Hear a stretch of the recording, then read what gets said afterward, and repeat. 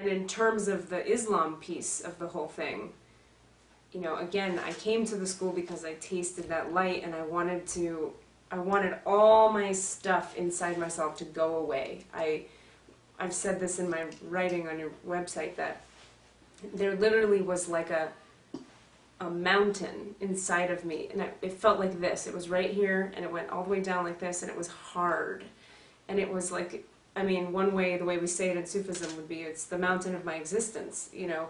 But another way to frame that for people who are less familiar with this way is that all of my issues and my parents' issues and my pain and my fear and my anxiety was like this pillar of darkness that was holding me together, and it was my very sense of self. And halfway through the first year, I mean, after the first week in school, I left school and returned to the world and did not recognize myself at all from the inside out. It was as if that mountain had been dissolved, like just dissolved. And I was left, it was a little scary, because I was left with, how do I navigate the world without my rage? I had nothing holding me up. And the blessing of that I see in retrospect is it forced me on my knees. In other words, like, I became even more desperate for Allah's love, or for the light of God, or the light of the divine, or the waters of the mercy, or whatever you want to call it. Because I had been sort of blown open, I really had to ask for help a lot from my fellow students and my TAs and my teachers, and from ultimately the divine.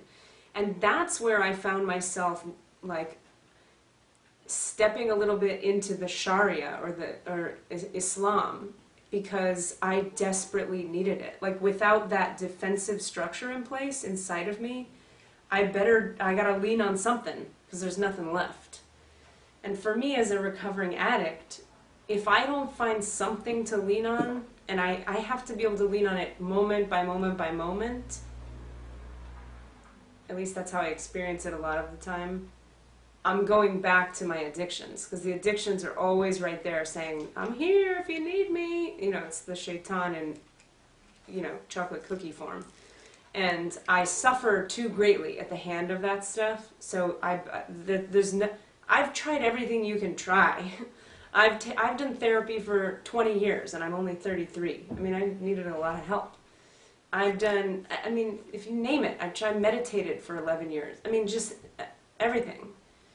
Hitting things with bats and, you know, cranial sacral and everything. And I love all that. I still do some of that stuff. But that's not to make that stuff wrong or bad. But nothing changed me inside the way that this did. And again, once it did that, and as it continues to do that, I find that I need to bow every day and ask for mercy and help and love, and for the qualities of the one to be brought into me. Because I mean, I'm blessed and cursed with a deep sense of powerlessness. Like, I'm a mess without help from God. I just am. And that's a blessing, because that's how we walk. At least that's how we walk here.